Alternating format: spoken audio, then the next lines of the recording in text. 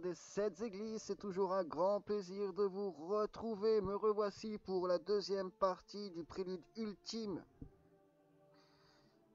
concernant le royaume des cieux.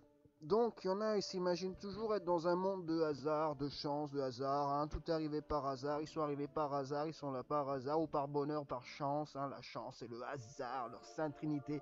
L'univers a été créé par hasard. Tout est arrivé par chance et par hasard dans leur illusion, pauvres d'eux qui ne savent pas d'où ils viennent et où ils vont. S'il y en a qui ont décidé de ne pas savoir, je le répète, ou s'il y en a qui ont décidé de croire que nous sommes dans un univers de chance et de hasard, qu'une étincelle a pu tout créer, hein, que nous créons des maisons grâce à des étincelles. Aujourd'hui, vous voyez, on crée tout grâce à des étincelles. Aujourd'hui, nous sommes des créateurs selon eux, nous sommes créés nous-mêmes. Et Dieu, nous allons nous créer Dieu, comme ils disent, ces pharisiens. Enfin bon, laissez-moi vous dire que il y en a beaucoup qui disent, qui sont trompés, qui sont dans le mensonge, qui sont dans le déni, qui sont dans la chance, qui sont dans le hasard, dans leur sainte trinité de l'exception qui confirme la règle dans leur univers de monde et de hasard. Eh bien non, ça se passe pas comme ça. Il y en a qui savent d'où ils viennent. Il y en a qui savent que c'est notre Père à tous qui dirige tout, qui a tout créé. C'est grâce à lui que nous sommes là. Nous lui devons tout. Je vous le répète. Donc, il y en a qui s'imaginent que la plus grande stratégie du diable, du serpent, de Satan, de Azazel, il y en a plein qui s'imaginent que sa plus grande stratégie est de faire croire qu'il n'existe pas. Mais quelle imbécilité de croire ça, alors que justement, beaucoup de gens ont conscience du mal. Beaucoup de gens vont parler du signe de la bête 666. Hein, ils savent faire que ça. Ils vont dire, ouais, 666, ils l'ont vu où? Eux qui vont dire qu'il faut brûler les saintes écritures, qu'il ne faut pas écouter les saintes écritures. Ils écouteront toujours le mal. Voilà, c'est ça leur truc, c'est écouter le mal. Et ce que leur fait croire le mal, eh bien, grand bien vous fasse, et vous aurez ce que vous voulez. Pour ceux qui écoutent le mal, ils auront ce qu'ils veulent. Et ce sera avec grand plaisir et par amour que nous leur donnerons ce qu'ils veulent, même s'ils ne savent pas ce qu'ils veulent.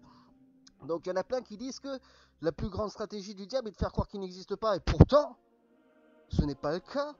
Beaucoup de gens ont conscience de ceci, du mal, de son existence. Non, c'est pas ça sa plus grande stratégie. C'est parce qu'il fait croire aux croyants, il leur fait porter une croix, comme je vous ai déjà dit. Ils portent leur croix, ces pharisiens, si ça leur fait plaisir. Mais sachez que c'est la croix de Satan.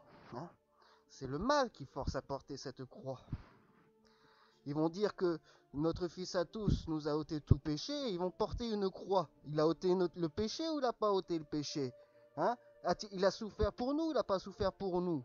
Hein? Il faut rester dans une constance. Comprenez que dans ce que je vous dis, ce que je vous révèle, tout se tient et je suis dans une constance. Je ne me contredis pas moi-même. Enfin, en tout cas, sur des sujets importants. Après, on peut chipoter sur des subtilités du quotidien. Si cela fait plaisir à certaines personnes de se rassurer avec cela. Mais en tout cas, je vais revenir sur le sujet principal. La plus grande stratégie du diable, de Satan, de Azazel, ce n'est pas de faire croire qu'il n'existe pas. Au contraire, lui, il veut être adoré. Hein? Il y en a qui se contredisent, qui vont se dire « Ah, mais sa plus grande stratégie, c'est de faire croire qu'il n'existe pas. » Faux. Erreur. Erreur de débutant, d'amateur. Non, c'est pas ça sa plus grande stratégie. Non, sa plus grande stratégie et sa plus grande audace, c'est de faire croire que Dieu n'existe pas. Et là on touche le summum du satanisme. Là, on touche le summum de sa stratégie, le point culminant de sa volonté à ce démon, à Azazel. Donc oui, sa plus grande stratégie, c'est de faire croire que Dieu n'existe pas. Alors il fait croire aux croyants et leur fait porter leur croix. Et si cela leur fait plaisir, si c'est ce qu'ils veulent, eh bien ils l'auront. Hein? Alors, vous savez, moi, depuis le temps que je suis là, ça va faire 2 ans. Alors j'en ai vu, des gens qui se prennent pour Jésus-Christ. Ah, j'en ai vu des des dizaines et des dizaines. Les gens qui disent ah c'est Jésus-Christ, c'est moi, ouais, c'est ça, ouais. Moi, s'ils veulent, tout ça a été écrit. Après, c'est à vous d'en juger, hein. Comprenez que la justice n'est ni sourde, ni aveugle, ni muette. Si cela rassure les coupables, hein, de se dire que la justice est aveugle et muette, comprenez que moi je ne suis pas sourd, ni aveugle, ni muet. Et je serai toujours là pour défendre la vérité face au mensonge.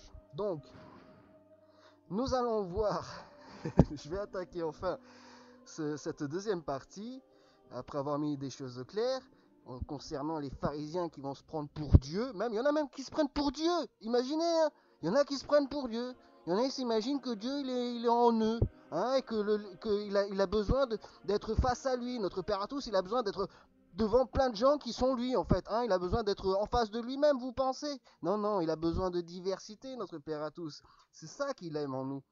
C'est la diversité. Il a pas, sinon, il reste tout seul et tout va bien. Hein, il n'y a pas de problème. Hein. Non, non, c'est pas pour ça qu'il nous a créés. Et c'est pas pour ça qu'il nous a mis sur terre. Avec les démons qui nous entourent, nous sommes à l'épreuve. Pour ceux qui l'acceptent et qui vont chercher à passer l'épreuve, gloire à vous. Pour ceux qui cherchent à esquiver toujours et à s'imaginer que le mal, que seules les bonnes choses ont une fin, vous faites erreur. Non, non, c'est pas ça. Non, non, ça c'est la vision sataniste. C'est Satan qui dit que les bonnes choses ont une fin. Moi, je vais vous dire ce que pense notre Père. Notre Père, il vous le dit, ce sont les mauvaises choses qui ont une fin. Que ce soit bien clair. Donc, nous allons voir toujours encore... nous allons revoir ce passage du jugement dernier. Bon, j'y vais au goutte à goutte, j'avoue. Hein, je verse au goutte à goutte. Parce que petit à petit, je me rends compte qu'il y a des choses, bon, je ne rentre pas suffisamment dans les détails, donc je rajoute au goutte à goutte, quoi. Le jugement dernier, Apocalypse 20, 11, 15. Donc c'est dans Satan enchaîné et relâché, et là je vous ai tout expliqué concernant le millénium. Nous l'avons vu en long, en large et en travers, hein, je vous ai tout expliqué. Donc, sur le cycle terrestre et le cycle céleste, voilà, le millénium. Pour ceux qui me suivent, vous le connaissez. Il n'y a pas de problème. Et gloire à vous qui le connaissez, qui avez appris et compris. Après, pour ceux qui n'ont pas appris et compris, mais c'est pareil. Je veux dire, que vous compreniez ou que ne vous compreniez pas, mais ça ne change rien en ce qui me concerne. Je continue d'avancer et de faire ma mission. Donc, il vaut mieux que vous compreniez, hein, c'est bien sûr, bien évidemment. Mais si après les gens ne comprennent pas... Je veux dire, ça ne fait ni chaud ni froid. Voilà, que ce soit bien clair. Si les gens comprennent, ça ne fait ni chaud ni froid. Si les gens ne comprennent pas, ça ne fait ni chaud ni froid. C'est que ça doit se passer ainsi. Ce n'est pas moi qui décide. Je ne fais que mon travail. Donc, voici le passage et je vais vous apporter des précisions. Le jugement dernier, Apocalypse 20, 11 à 15. Je vis alors un grand trône blanc et celui qui était assis. Bien sûr, celui qui est assis sur le grand trône blanc, c'est notre Père à tous, l'architecte suprême, maître de l'univers, Seigneur des esprits, roi des rois, sage des sages, juste des justes, notre Créateur à qui nous devons tout ce qui nous entoure et tout ce qui nous fait. Que ce soit bien clair. Et là, c'est le jugement dernier, donc cela signifie que lorsque ce sera passé, il n'y aura plus de tribunaux, de juges ou... voilà, ça n'existera plus. Les jugements seront terminés. Tout le mal sera jeté à la fin du jugement dernier. Que ce soit bien clair. Pour ceux qui s'imaginent que le mal n'a pas de fin, vous êtes trompés par Satan. Tout simplement. Point barre. La terre et le ciel s'enfuirent loin de lui. Alors, je reprends cette phrase. Je vis alors un grand trône blanc et celui qui était assis. La terre et le ciel s'enfuirent loin de lui et on ne trouva plus de place pour eux. Alors il y a des gens qui s'efforcent de faire des analyses, tant bien que mal, qui ont vraiment beaucoup de mal à comprendre cette phrase-là. On ne trouva plus de place pour eux. Les gens ne comprennent pas ce que ça veut dire, j'ai l'impression. Parce que c'est pas la première fois qu'on voit ça, c'est aussi concernant le dragon. Hein, sa place ne fut plus trouvée dans le ciel. Et là, il est dit, la terre et le ciel s'enfuir loin de lui, et l'on ne trouva plus de place pour eux. Ça veut dire qu'en fait, la terre et le ciel, balayés, ça n'existe plus, il n'y a plus de place, c'est fini. Donc comprenez que la terre, comme je vous ai déjà dit, tout sera balayé. Pour ceux qui sont accrochés à la terre, eh bien, ils seront balayés avec.